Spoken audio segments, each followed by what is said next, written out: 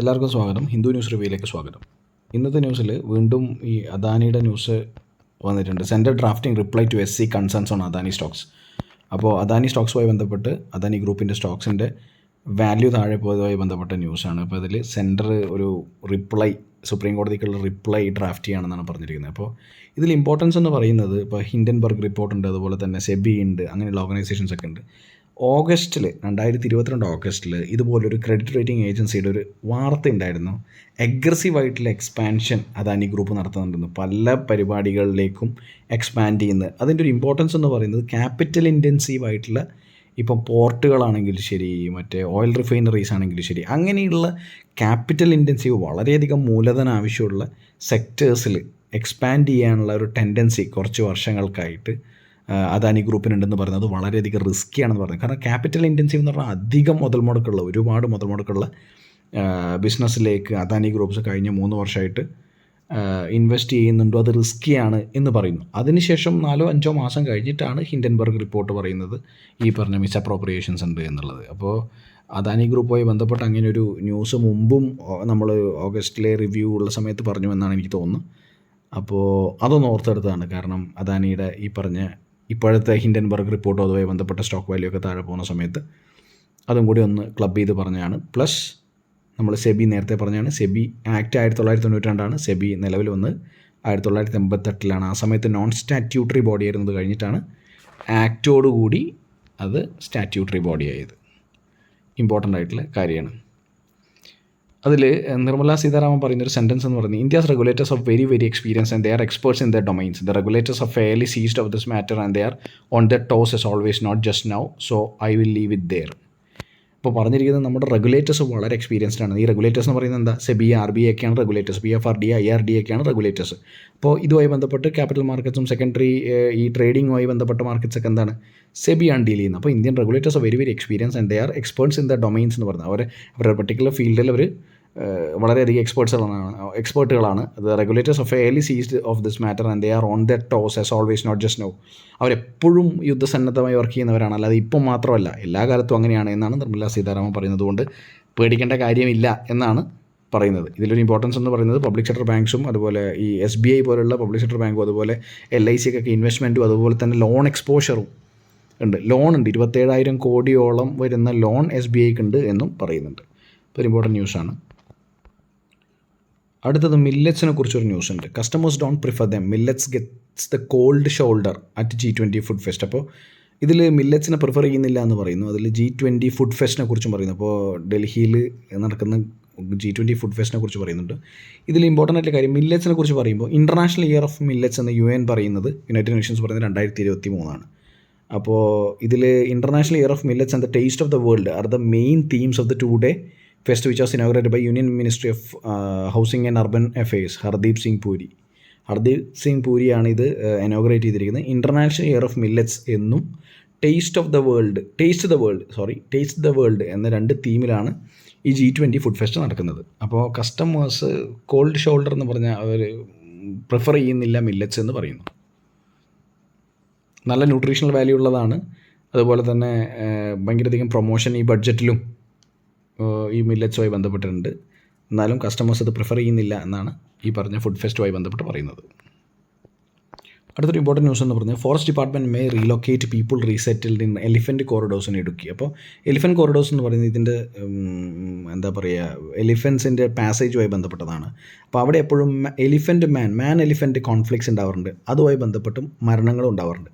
അതിനാണ് എന്ത് ചെയ്യുന്നത്, ഫോറസ്റ്റ് ഡിപ്പാർട്ട്മെൻറ്റ് ആൾക്കാരെ മാറ്റി പാർപ്പിക്കുന്നത്. അതിലൊരു ഇമ്പോർട്ടൻ്റ് ആയിട്ടുള്ള കൺസേൺ എന്ന് പറയുന്നത്, ചില സമയത്ത് ഈ പറഞ്ഞ ട്രൈബൽ ഹാംലെറ്റ്സ് ഉണ്ടാവും, ട്രൈബൽ പോപ്പുലേഷൻ്റെ ഏരിയ ഉണ്ടാവും, അവരെ മാറ്റി പാർപ്പിക്കുക എന്ന് പറയുന്നത് കുറച്ചും കൂടെ ബുദ്ധിമുട്ടുള്ള കാര്യമായിരിക്കും. അപ്പോൾ അങ്ങനെയുള്ള കാര്യങ്ങളിൽ ഈ പറയുന്ന ഗവൺമെൻറ് ഇൻ്റർവെൻഷൻസ് ആവശ്യമായിരിക്കും. അപ്പോൾ ഒരുപാട് പേര് മരിക്കുന്നൊരു അവസ്ഥയാണ് ഇങ്ങനെയുള്ള എലിഫൻറ്റ് കോറിഡോഴ്സിലേക്ക് മാൻ എലിഫൻറ്റ് കോൺഫ്ലിക്റ്റ് ഉണ്ടാകുമ്പോൾ. After 2-decade-long failed experiment that cost about 40 lives, the Forest Department has decided to relocate people resulted in the elephant corridors at Chinnakanal and Shanthambara Panchayats in Kerala Idukki. അപ്പോൾ ഇടുക്കിയിലാണ് ഈ പറഞ്ഞ് മാറ്റി പാർപ്പിക്കുന്നു എന്ന് പറയുന്നത്. ഇതിൽ പറഞ്ഞിരിക്കുന്നത്, elephant human conflict is follow out of a decision to allow human settlements near the Anairangal Dam by then United Democratic Front government headed by A.K. Antony in 2002-2003. Of the 301 families that shifted to the area, only 40 are still there. Most of the tribal families have fled the area. ഒരുപാട് പേര് ഈ സ്ഥലത്ത് നിന്ന് പോയി എന്ന് പറയുന്നു.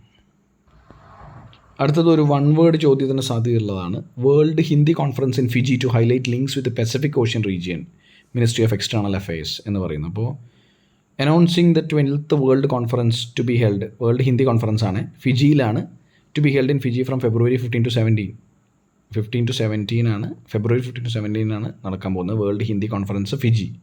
ഓർത്ത് വെക്കണം. Thousands of Indians were taken to Fiji during the colonial period as laborers, and today their descendants are proud of their Indian heritage and language.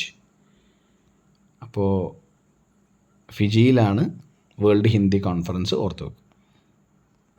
ഇതൊരു ഇൻട്രസ്റ്റിംഗ് ആയിട്ടുള്ള കാര്യം. നമ്മൾ പറഞ്ഞു മില്ലറ്റ്സിൻ്റെ മറ്റേ G20 ഫുഡ് ഫെസ്റ്റിവലിൽ മില്ലറ്റ്സ് ആരും പ്രിഫർ ചെയ്യുന്നില്ല, പക്ഷേ ന്യൂട്രീഷണൽ വാല്യൂവിനെ കുറിച്ച് മില്ലറ്റ്സിനെ കുറിച്ചൊരു വാർത്തയുണ്ട്. ഇതിൽ പറഞ്ഞിരിക്കുന്നത് India producers around 12 million metric tons of millets annually. അപ്പോൾ നമ്മൾ കൺസ്യൂം ചെയ്യുന്ന ഫുഡ് എന്ന് പറയുന്നത് റൈസും വീറ്റൊക്കെയാണ്. പക്ഷേ ഇത് നോക്കൂ, ന്യൂട്രീഷണൽ വാല്യൂ എന്ന് പറഞ്ഞിട്ട് പറയുന്നത് while most of us eat wheat and rice as staple food, they did not have nutritive value of millets, hence they are not what are called nutri-cereals. Millets have significant amount of protein, dietary fiber, vitamin B and several metals like iron, which staple food such as rice lack. അപ്പോൾ വളരെ important ആയിട്ടുള്ള ഈ പറഞ്ഞ എലമെൻസും അതുപോലെ nutritive ആയിട്ടുള്ള കാര്യങ്ങളും ഏതിലുണ്ട്? മില്ലറ്റ്സിലുണ്ട്. നേരെ മറിച്ച് നമ്മൾ സ്ഥിരം കൺസ്യൂം ചെയ്യുന്ന സ്റ്റേപ്പിൾ ഫുഡ് എന്ന് പറയുന്ന റൈസിലും വീറ്റിലൊന്നും ഈ പറഞ്ഞ ഇത്രയധികം ന്യൂട്രീഷൻ വാല്യൂ അതിനില്ല എന്ന് പറയുന്നു. അപ്പോൾ ഇതാണ് ആൾക്കാർ പിന്നെയും എന്താണ് മറ്റേതാണ് ചൂസ് ചെയ്യുന്നത് എന്നുള്ളത് കൊണ്ടാണ് G20 ഫുഡ് ഫെസ്റ്റിവലിലൊന്നും ഒരു ഫുഡ് ഫെസ്റ്റിനൊന്നും ഈ പറഞ്ഞ മില്ലറ്റ്സ് ചൂസ് ചെയ്യുന്നില്ല എന്ന വാർത്ത തൊട്ട് മുമ്പ് നമ്മൾ പറഞ്ഞത്. അതുകൊണ്ട് ഇതിന് ന്യൂട്രീഷണൽ വാല്യൂ ഇല്ല എന്നല്ല അർത്ഥം, ഇതിന് ന്യൂട്രീഷൻ വാല്യൂ മറ്റേതിനേക്കാളും കൂടുതലാണ് എന്നാണ് പറയുന്നത്.